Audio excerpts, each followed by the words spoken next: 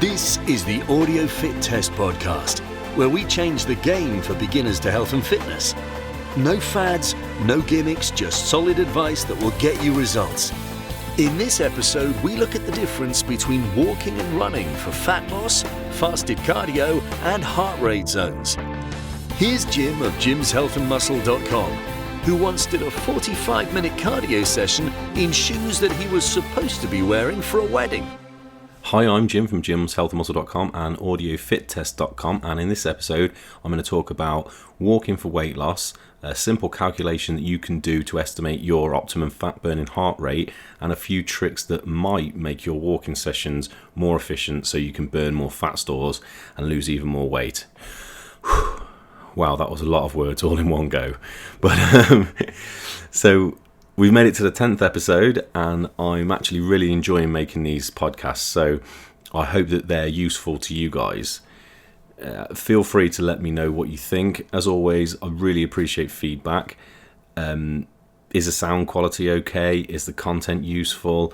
Let me know in the comments or the review section of the platform, whatever platform you're listening on. I've now actually figured out how to monitor these, so yeah. Okay, so back to walking for fat loss. I like to keep these under 20 minutes, so let's get on with what I was going to talk about. Now, in the last episode, we talked about running and how to get started from a beginner's point of view. Now, running and jogging can be great for fat loss, but I'm fully aware that not everyone wants to start running 10Ks, half, or even full marathons.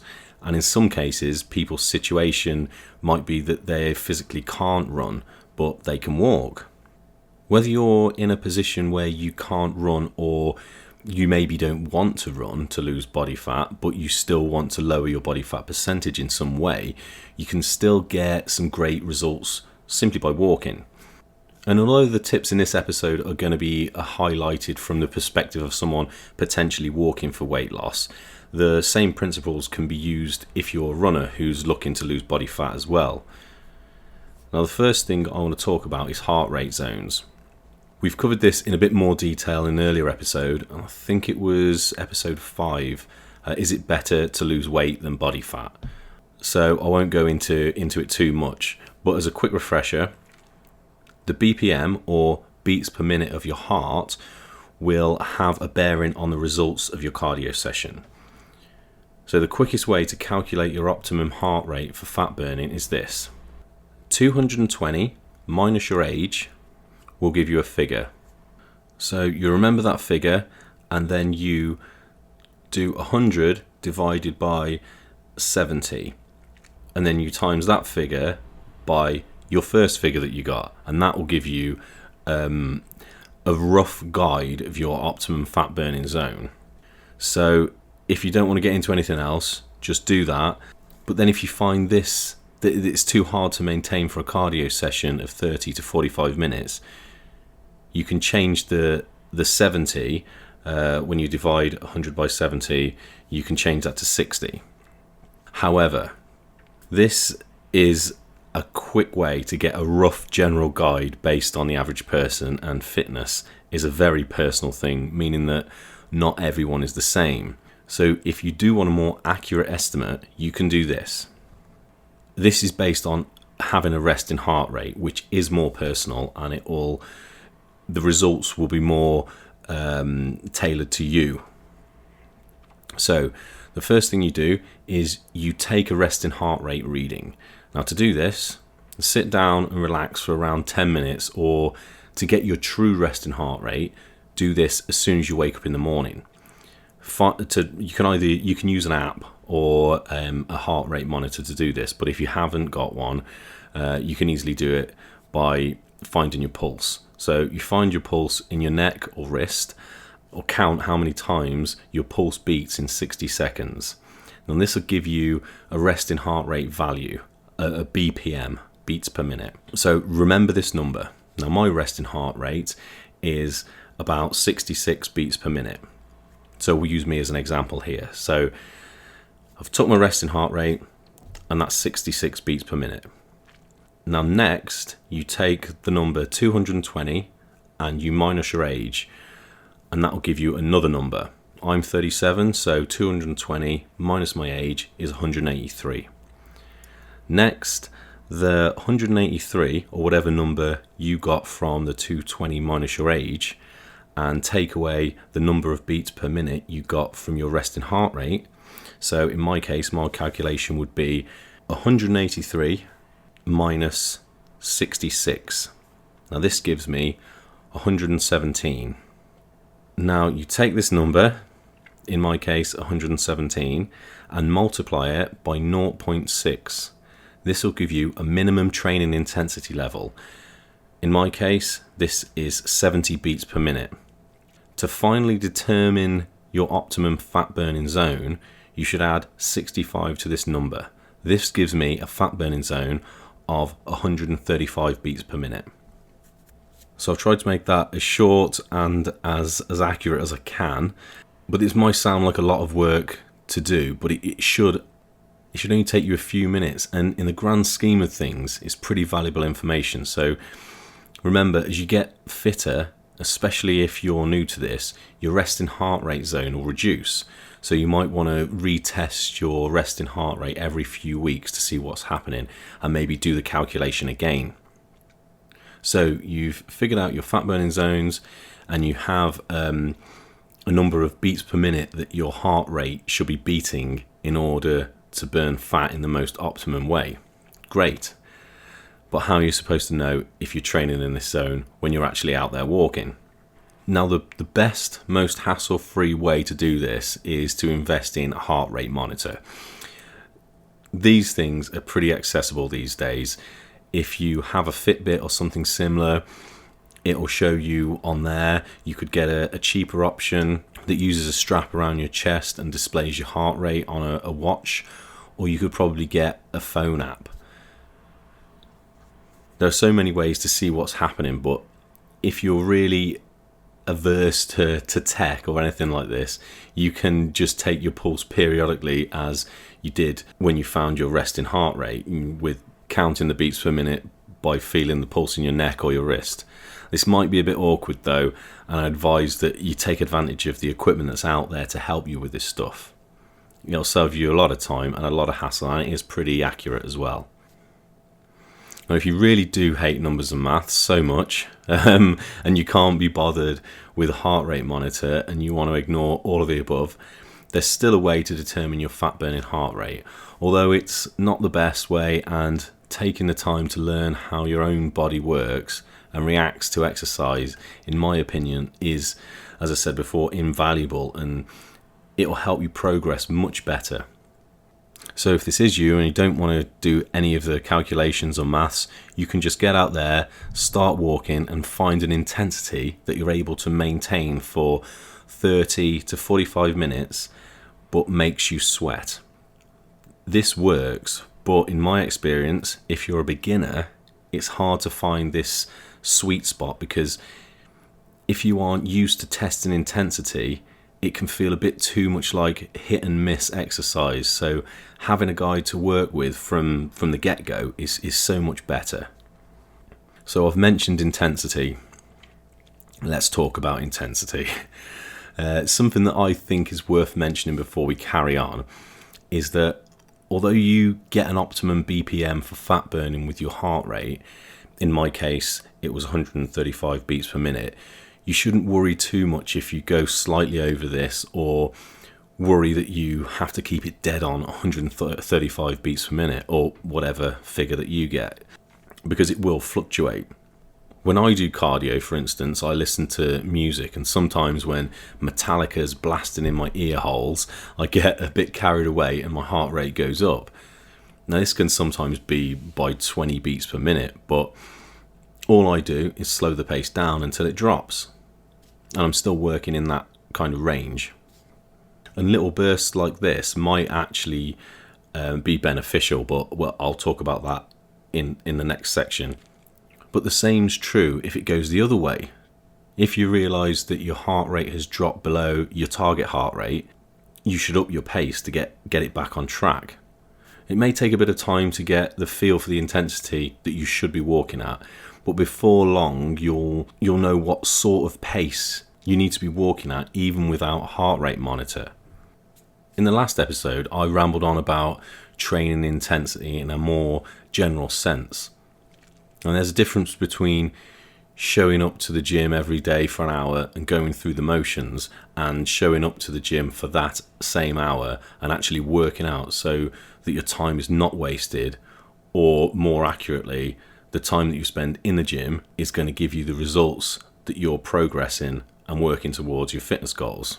And the same thing's true when it comes to walking for weight loss. And now when someone hears the phrase walking for weight loss, it does sound appealing because walking's easier and more accessible than jogging or running for most people. But that doesn't mean that it's easy. You still have to raise your heart rate, you still have to put in the time, and you still have to be consistent. This is why you should follow the above steps and make sure that you're working within your fat burning heart rate zones. Depending on who you are, just by going out for a gentle stroll, looking at the trees and the clouds, stopping to chat to people that you might bump into, sitting down on a bench, having a cup of tea, it's not ideal. In other words, by saying that you're going out to do a walking session for weight loss for the next 45 minutes and then going out for a stroll and a chat for 45 minutes, it isn't really going to cut it, and you're not really going to progress with your weight loss goals. So when it actually comes to your fitness session or your walking session, the sooner you can get your heart rate up to your personal fat burning zone and keep it there, the more valuable your session will be and the better results you'll get from it. A good way to get your heart rate up from the start of your walk is to spend a few minutes jogging on the spot or jumping up and down. You might be surprised at how quickly your heart rate goes up by doing these things. And so when you do actually start your walk, a brisk, constant walk is what you're looking for if weight loss is your main goal. And I would suggest that you aim for at least 30 minutes, ideally 45 minutes. But 30 minutes to start with is great. See, when it comes to fat burning, it's more important to get the time in than the distance. So if you're more interested in lowering your body fat percentage than covering distance, you should make the variable of time the most important thing. Now, if you're very new to this idea, I appreciate that you may feel uncomfortable at first, but I can assure you that this won't last long. The reason this may feel tough is that you're actually using more muscles than you would have before, and you're pushing your body more than it's used to. So here's a few quick tips if you are a beginner for walking for weight loss by using a brisk walk. You might feel that you're out of breath. To deal with this, learn to control your breathing. Slow, deep breaths. I find that a lot of beginners find it useful to take double breaths. So for instance, the first small inward breath when the left foot hits the ground, and the second small inward breath when the right foot hits the ground, and then the same again with the exhale. You get like a rhythm going. Also, you might feel that your shins start burning. To deal with this, you might want to take longer strides. This will take some pressure off. Next small tip, to swing your arms and get that rhythm going with your arm swings. So swinging your arms from side to side will help you with the rhythm as well, and it will drive you forward. And you can also use your arm swings to help you with the breathing thing we just talked about as well. Now always be aware of your posture. Make sure your posture's good. Don't lean forward, head up, shoulders back, and make sure you're not pronating your feet. So getting the intensity right and maintaining it for the duration of the cardio session is what will make the difference when it comes to earning your fitness and weight loss results. Always remember that you need to be challenging yourself, and if you are sweating but you're comfortable to maintain a consistent pace, you're doing a great job of fat burning. This is where you want to be, so try and get that rhythm going early in your walking session, so the longer you stay in this zone, the more fat you're burning. Also, it's worth mentioning that the more consistently you're able to do a walking session, the more efficient your body will become at burning the fat. So this is something to think about too. Okay, fasted cardio and interval training. So if you get your training intensity right for fat burning, you stay consistent and your diet is as it should be, you'll get good fat burning results from walking at steady state. But there are a few tricks that may be able to help you boost your results. If you're a total beginner, please don't feel that you have to start doing this stuff and testing it out right away. In my opinion, it's more important to get the stuff we've already talked about right first. But once you've got that down and you feel like an extra challenge, you can then start to use this other stuff. Right, I don't like to get scientific. Well, I never like to get scientific. But in recent years, there have been studies done to disprove the fasted cardio for weight loss theory, and some would say that it actually prevents the amount of calories that you burn at rest after the cardio session when compared to having eaten before the session, if that makes sense. So you would burn less calories during a cardio session if you've eaten than you would doing the same cardio session fasted. But after the cardio session, you would burn more calories when you're at rest. Anyway, the point is that this is actually up for dispute. What I will say about fasted cardio though is that some people actually prefer doing their sessions this way as they're more comfortable in a fasted state.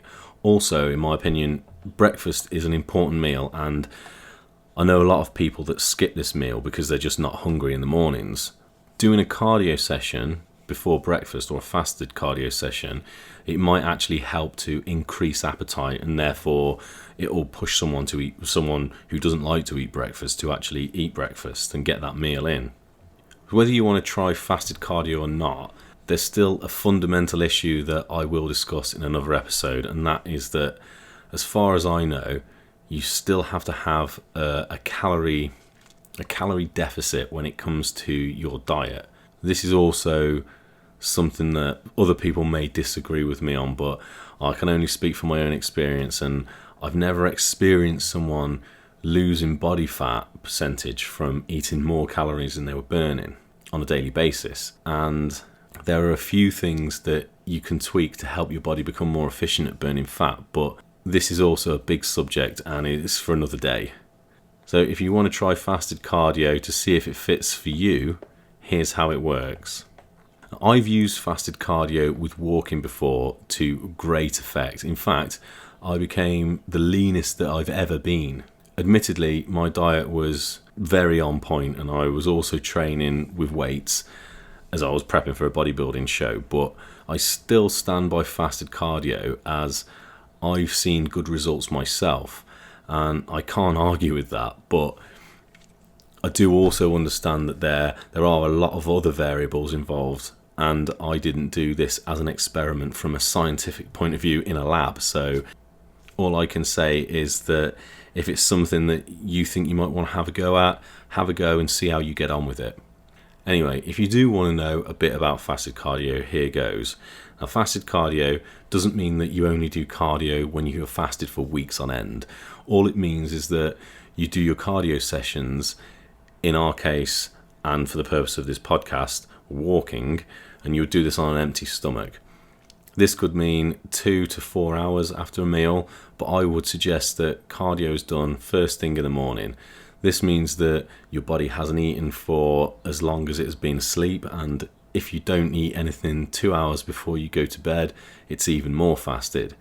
And whether fasted cardio is better for fat burning or not, it may suit certain people more than unfasted cardio. As mentioned, if you struggle with a low appetite early in the morning and you would like to start eating breakfast, it may be a great choice for you. Or if fasted cardio is easier to fit into your daily routine, you might want to opt for it then. My conclusion is, whether you do fasted cardio for fat loss or not, staying consistent with your diet and training and keeping the intensity where it should be for you is what will make the big difference. And the last thing I want to talk about is interval training. Again, this can give you a boost to your fat burning potential. The idea behind interval training is that you use short bursts of increased pace before returning to your steady state pace, and you do this throughout your session. And what this does is each time you add a quick burst of pace or you add an interval into your session, you increase your heart rate even more, so it will spike if you like. Now here's an example of interval training while on a walking for weight loss session. Let's imagine that I'm going for a 45-minute steady state walk, and I set off at brisk pace, and I raise my heart rate to my personal personal optimal fat burning rate. That's easy for you to say, but and that in my case is 135 beats per minute. Okay, so I can add a short 20-second jog every 10 minutes until the end of my session. This would mean that I'd done 4 intervals of 20 seconds during my session, and therefore my heart rate will have spiked 4 times. Now, to make this more challenging or progress, you can reduce the time between bursts, or you can increase the time of the burst. So if you've never been a runner or jogger before, but would like to become one, this is a great way to introduce your body into the activity, because you'll be doing short runs and you'll be getting used to that change of pace and that movement. Interval training can be really effective, and it can be quite good fun too. And you might find that you challenge yourself a bit more each time, so it's a great tool to use, in my opinion. So whether you decide to try fasted cardio or interval training, or even if you discount both of these theories and would rather just stick to a steady state, remember that you need to stay consistent, and you need to be burning more calories than you are putting in order to achieve a fat loss. So diet needs to be on your radar too. Also, remember that you need to challenge yourself. Make sure that you're getting the most out of your sessions and try to progress each time.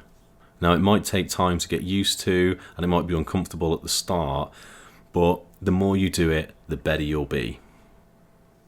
Anyway, I hope that wasn't too much of a ramble, and I hope it made a bit of sense and it was useful to someone out there, but I need to wrap things up now. I'll be back again with another episode really soon. Now, please remember that I'm always looking for feedback, so reviews and star ratings are always welcome, and they help me to improve too. So until next time, thanks for listening. Hope that you have found some of this useful. All the best, Jim.